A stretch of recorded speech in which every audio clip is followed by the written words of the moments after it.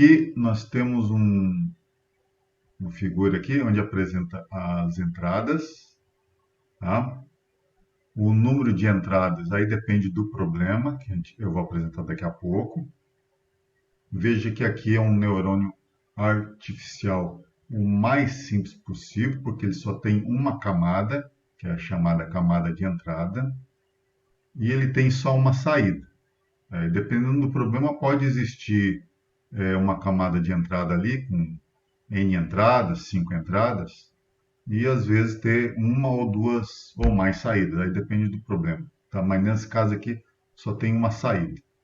Tá? Veja que aqui eu tenho um símbolo do somatório. Né? Esse símbolo somatório representa o produto da entrada, nesse caso aqui x1, x2, vou até x3, tá? Vamos supor que é x1, x2 e x3. E temos aí o peso. Nesse caso aqui ele está representado por W1, W2 e W3. Tá? Então aqui ele tá multiplicando aqui neste caso. Deixa eu pegar aqui uma caneta para poder escrever aqui. Ele está multiplicando assim, ó. Está fazendo assim, ó, x1 vezes W1, ou seja, ele está pegando a entrada aqui, que é um valor numérico, multiplicando por esse peso aqui.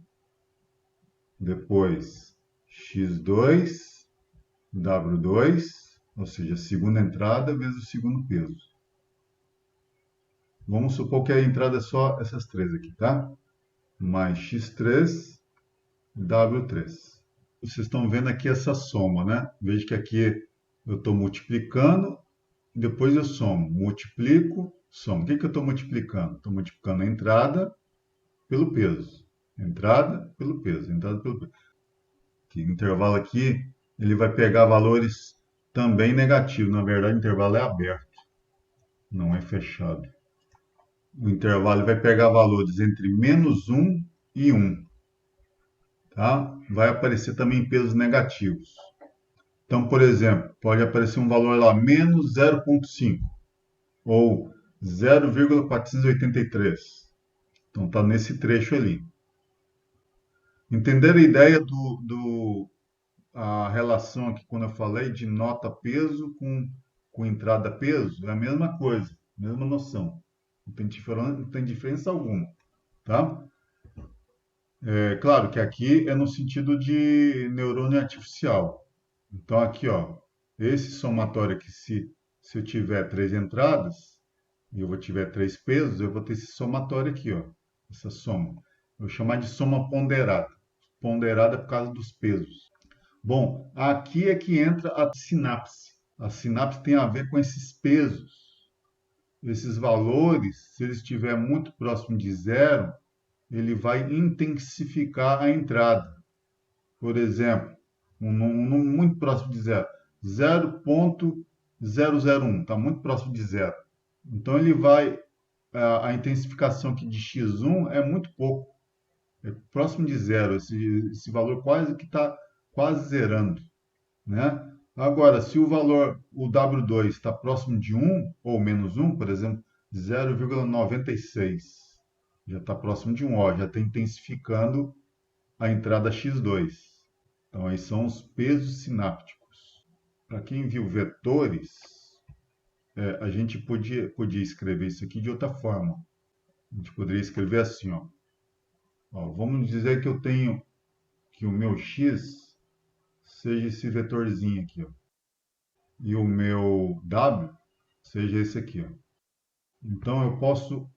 eu tenho uma operação que diz assim, ó, x.w eu posso escrever como sendo x1 vezes W1 mais x2 vezes o W2 mais x3 vezes o W3. Bom, na verdade, isso aqui é o que a gente fez embaixo, é o somatório de x e W e de 1 até 3. Ou seja, a gente pode encarar o somatório como, tem um nome específico para isso, chama produto escalar. Então, a gente pode encarar aquela soma ponderada como sendo um produto escalar. Tanto é que na programação nós vamos apresentar as entradas dessa forma, tá? E o peso dessa forma.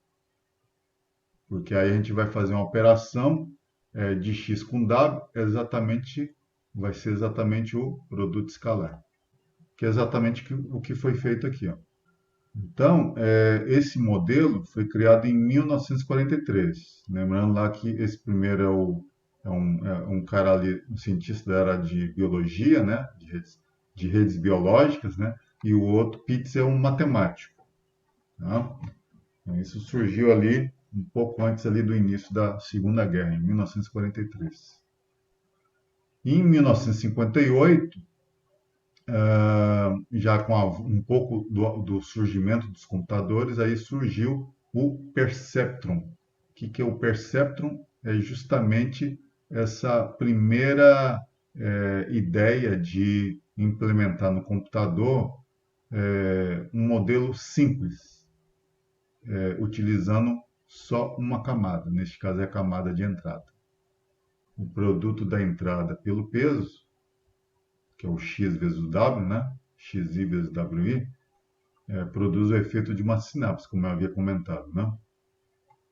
Aqui um pouco do esquema que a gente vai comentar, tá? Vocês não vão entender isso aqui de antemão, vão entender talvez ali no exemplo, tá? Esse aqui é o símbolo do somatório que a gente acabou de ver agora.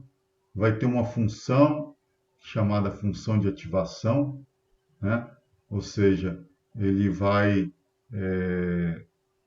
fazer aquele cálculo da soma e vai usar a função aplicada nesse somatório.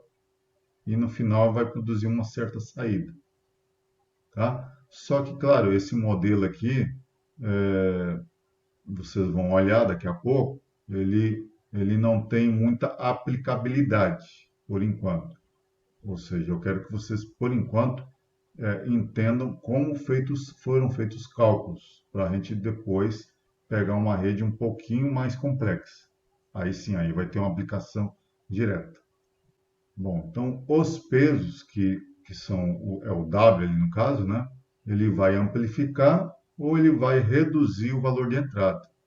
Por quê? Porque a entrada x1, por exemplo, multiplicado pelo peso W1, né? Então, como eu comentei, se esse valor tiver muito próximo de 1 ou de menos 1, ele vai amplificar o valor de entrada.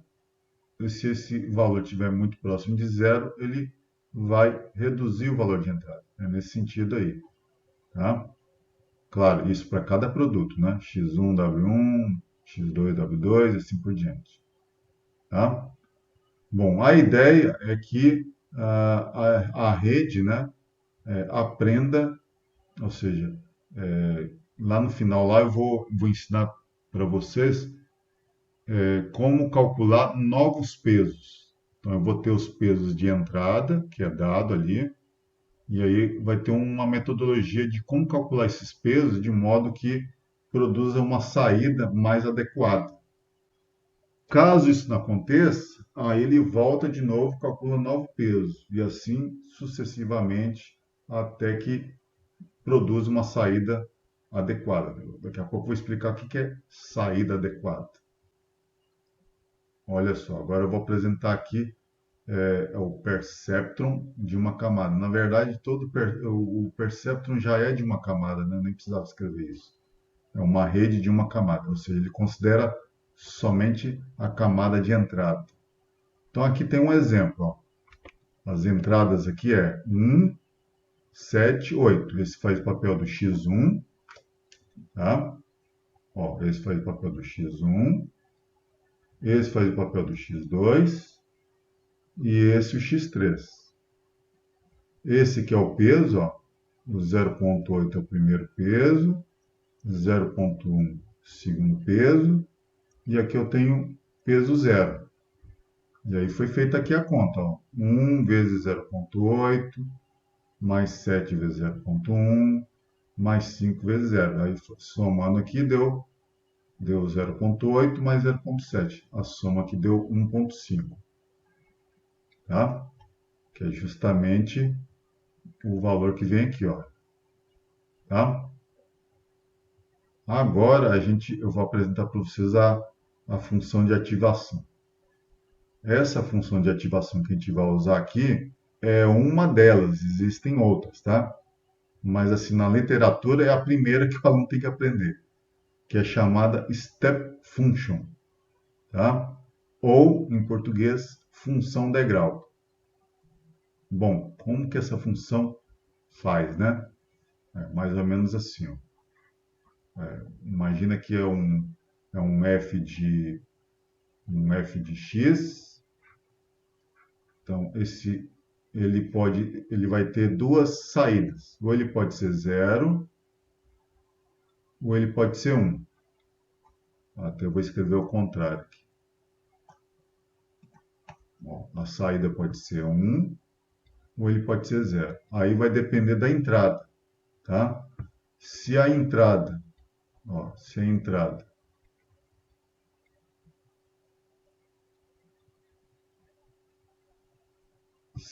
aqui for maior que 0,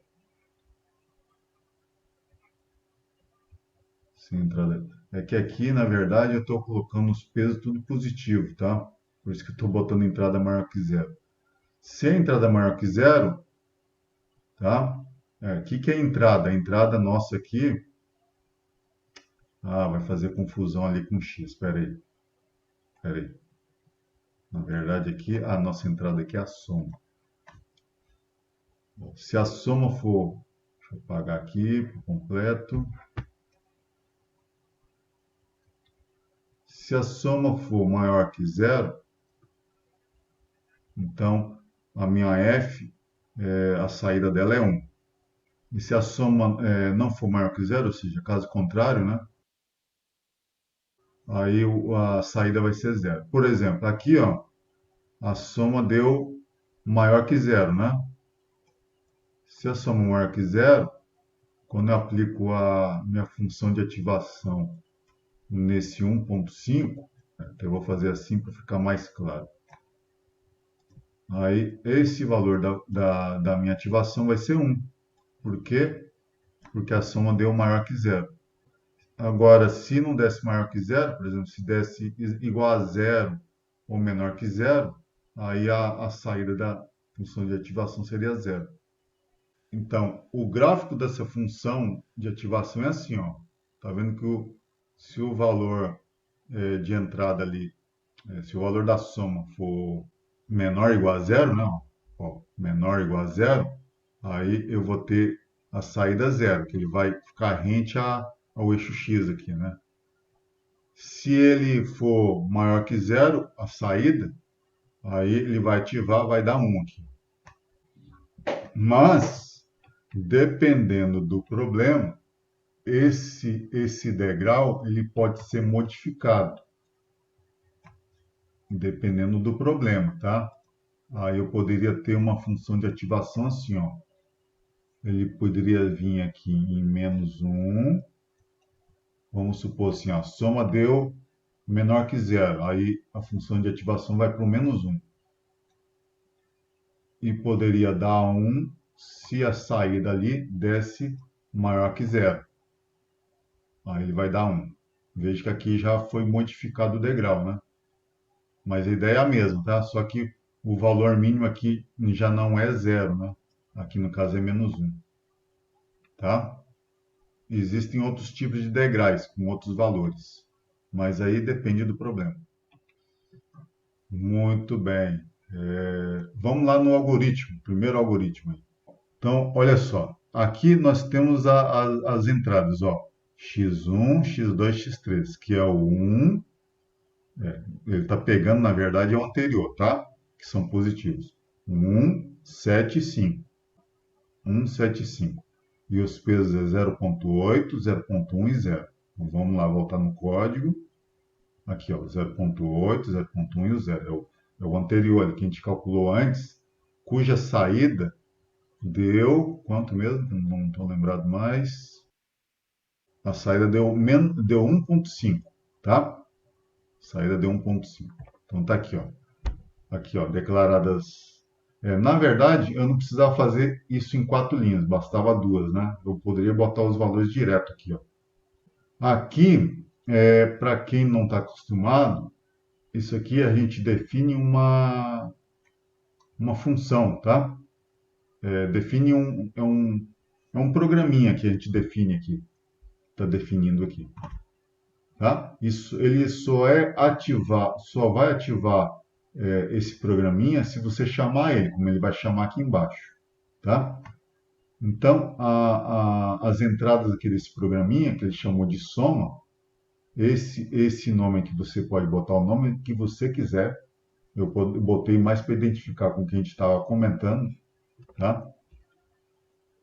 E depois aqui do def, que ele define uma função, e os 2 pontos, aí ele vem escrevendo aqui o programinha. Então, s é igual a 0, aí ele entra num loop aqui, ó, for i, esse range quer dizer, ele vai pegar valores aqui de 0 até um valor anterior a 3, né? O 0, 1 e 2 são valores inteiros, tá? Começa do 0 vai até o 2. Então, primeiro o i igual a 0, depois ele vai fazer para o i igual a 1, depois ele vai fazer para o i igual a 2, tá? Então, na verdade, esse aqui é o x0. Professor, por que é x0? Porque no Python ele começa o primeiro índice não é 1, é o 0, tá?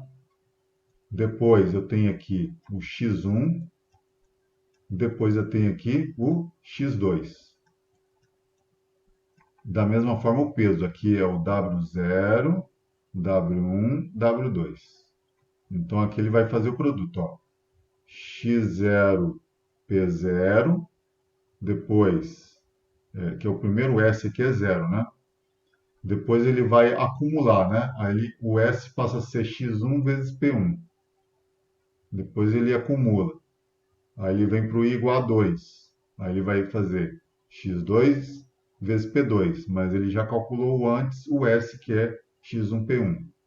Depois ele acumula o próximo, que é o x3 P3. Aí ele vai somar com os dois anteriores. E aí vai me retornar S, que é a soma. Então S aqui no caso, no algoritmo aí, vai ser x1, desculpa, x0 P0, x1 P1, x2 P2. É isso que esse programinha está fazendo, que é justamente o que a gente quer calcular, né? Depois a gente tem que retornar, usar a função de ativação, né? Função de ativação do neurônio. Aí a função de ativação, ele retorna 0 se a soma for menor ou igual a 0, ou retorna 1 se a soma for maior que 0, né? Então aqui, claro, aqui ele só vai imprimir na tela qual é o valor da soma. Aqui ele vai imprimir com 2 casas de aproximação, 2 casas decimais de aproximação, tá? Se eu botar 3 aqui, ele vai me dar 3 casas decimais, assim por diante. Então aqui ele declara a função. Gente, eu até poderia mostrar isso aqui no Google Colab, ali, que eu havia esquecido, né? Daqui a pouco eu vou mostrar para vocês. Aqui, ó, o def definindo outra função, que eu chamei de step function, mas poderia ser outro nome. Mas como a gente está estudando, né, a função escada aqui, né? Então eu resolvi botar o mesmo nome.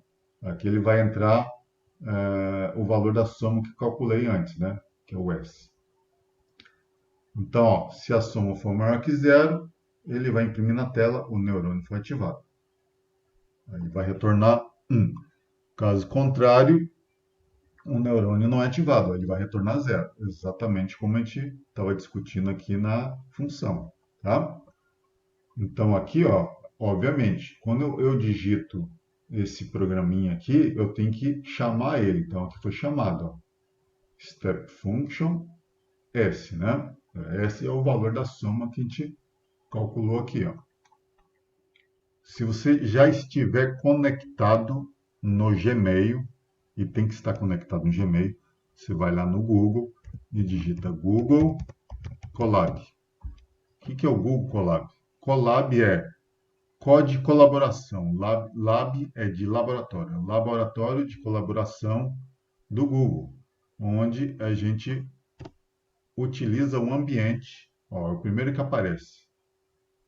Você clica ali, ele vai abrir. Claro, ele só vai abrir se você já estiver conectado no e-mail do Gmail. Ó, você pode criar aqui, ó, clica aqui no novo notebook e vai aparecer ali. Claro, se você for digitar um programa ali, né? Aí aparece aqui esse símbolozinho aqui, né? Aqui em cima vai aparecer conectar. Você clica em conectar para ele conectar a um computador virtual. Ele vai demorar um pouquinho ali no início, tá? Mas talvez capaz de você já ter entrado agora, já conectou, né? E aí você clica aqui, ó, ele vai rodar o programinha, ó. O que ele vai me dar, ó? Vai me dar o valor da soma, que é 1,5, e ali teve a saída, ó, o neurônio foi ativado, tá? Agora, a gente pode mudar aquele valor para o segundo, né? Deixa eu ver aqui. O valor aqui anterior era a entrada -1, né? A gente pode mudar ali, ó. Bota -1 aqui na entrada. Aqui tá 1, né? Eu vou botar -1. Claro, aí o valor da soma vai alterar. Ó, vamos rodar aqui de novo. Aí o valor da soma, ó, deu menos 0,1. Ó, o neurônio não foi ativado. Então, este aqui é um algoritmo o mais simples possível de rede neural. Só que isso aqui não está produzindo uma rede, tá? Porque tem só uma camada, né? Que é a camada de entrada. Daqui a pouco a gente vai ver uma que aparece com rede, ou seja, com várias células ali para a gente, vários nós, né? Para a gente ativar ou não ativar. Vamos voltar aqui. Eu havia comentado sobre o produto escalar, né?